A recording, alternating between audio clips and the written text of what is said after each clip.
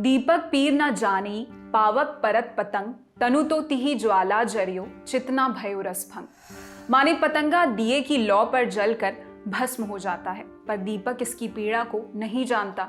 पतंगे का शरीर तो दीपक की ज्वाला में जलकर भस्म हो जाता है, पर इसका प्रेम नष्ट नहीं होता। नष्टता के विरोध में ही तो उपजा है सहेजना। और आज हमने कोशिश की है ब्रजभाषा के श्रेष्ठ कवि सूरदास के लिखे को सहेजने की। नमस्ते, मेरा नाम है निहारिका और आप देख रहे हैं किताबों से जुड़ा हमारा रोजाना का कार्यक्रम किताबी बातें।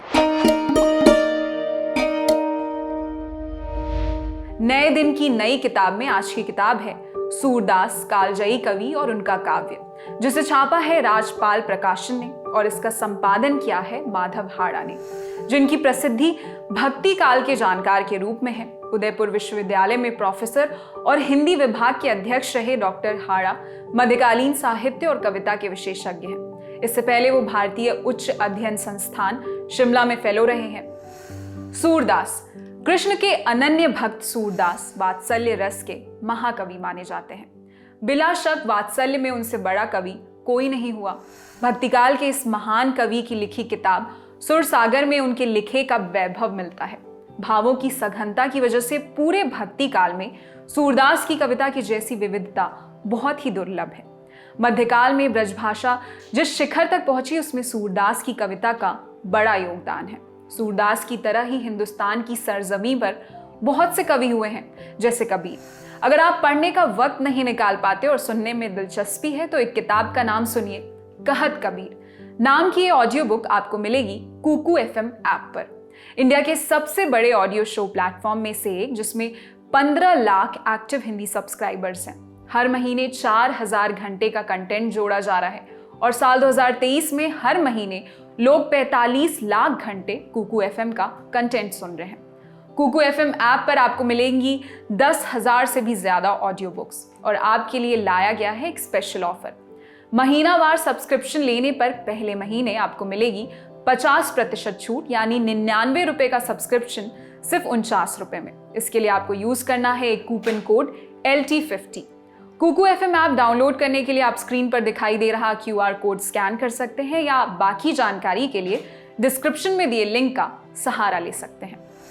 कहानी की शुरुआत शुरू से। सूरदास का जन्म 1478 ईस्वी में हुआ था और वल्लभाचार्य ने 30 से 32 वर्ष की उम्र में 1510 ईस्वी में उनको दीक्षा दी और उस समय तक वो नेत्रहीन नहीं थे। 84 वैश्रवन की वार्ता की प्रामाणिकता को लेकर विवाद नहीं है और इसमें उल्लेख है कि उस समय तक उनकी आंखें पूरी तरह ठीक थी। अब सूरदास को लेकर ये कहानी कि वो जन्मांध थे, यानी जन्म के समय से ही नेत्रहीन थे, ये कैसे आई?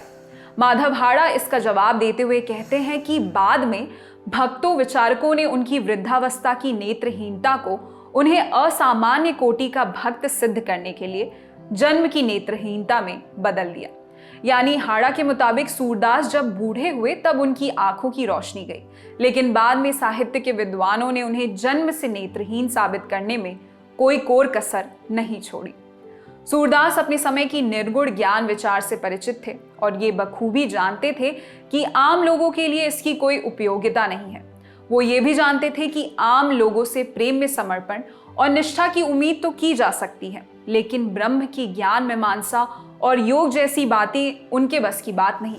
इसी एक तर्क की गूंज अंतरधारा की तरफ पूरे भ्रमर गीत में है। गोपियां बार बार यही बात दोहराती हैं।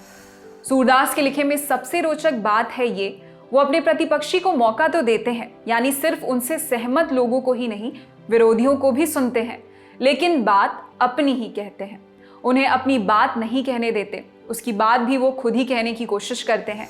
यानी जो सूरदास का अपना मानना है वही बात प्राथमिकता पाती है। माधव हाड़ा तर्क देते हुए कहते हैं कि सूरदास को केवल श्रृंगार और वात्सल्य तक सीमित करने वाले विद्वानों ने इस बात पर ध्यान नहीं दिया कि भ्रमर गीत को सूरदास ने निर्गुण के विरोध के लिए कुछ उद्देश्य के साथ लिखा है। श्रीमद् भागवत जहां से सूरदास ने ये बात ली है, वहां इसे अलग तरह से बताया गया है। सूरदास का लक्ष्य अगर गोपियों का प्रेम विरह ही होता तो वो श्रीमद् भागवत के भ्रमर गीत के मतलब को नहीं उलटते, लेकिन सूरदास ने यहाँ उसका उद्देश्य बदल दिया। कैसे, बताते हैं।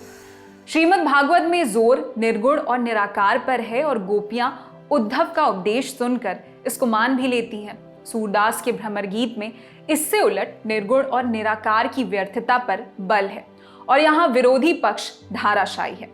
उद्धव कहते हैं, वह मत त्याग्यो यह मति आई, और वो प्रकरण के खत्म होते होते निर्गुण छोड़कर सगुण की तरफ आ जाते हैं। सूरदास की बुद्धिमत्ता यही है कि भगवान कृष्ण को उन्होंने पहले से ही अपनी तरफ कर रखा है।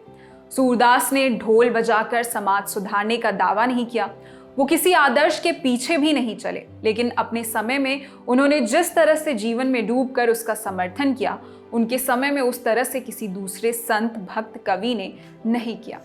सूरदास के बारे में विद्वानों के मतों पर भी माधव हाड़ा ने अपनी टिप्पणी दर्ज की है। वो कहते हैं, कई विद्वान सूरदास द्वारा की गई निर्गुण की जमकर आलोचना पर असहज हैं, इसलिए सूरदास को वो स्थान नहीं दिया गया। ये विडंबना ही है कि मध्यकालीन संत भक्त कवियों में सूरदास की चर्चा तो बहुत हुई, लेकिन उनकी कविता के महत्व का आकलन, उनका मूल्यांकन अभी तक ठीक से नहीं हुआ। उनकी कविताओं में जीवन की विविधता जिस सघनता से मौजूद है, उसकी पहचान बहुत कम लोगों ने की है। सूरदास के लिए कविता लक्ष्य नहीं थी, ये उनके लिए भक्ति का साधन थी। उनके लिखे में जो शब्द चयन और भावों के अनुकूल भाषा है, वो भक्ति के आवेग में, उसके भाव में अनायास पैदा हुई है। उसके लिए उन्होंने अलग से कोशिश की, ऐसा नहीं दिखता। सूरदास संगीतज्ञ भी थे। उनकी सभी रचनाओं में शास्त्रीय राग रागिनियां हैं।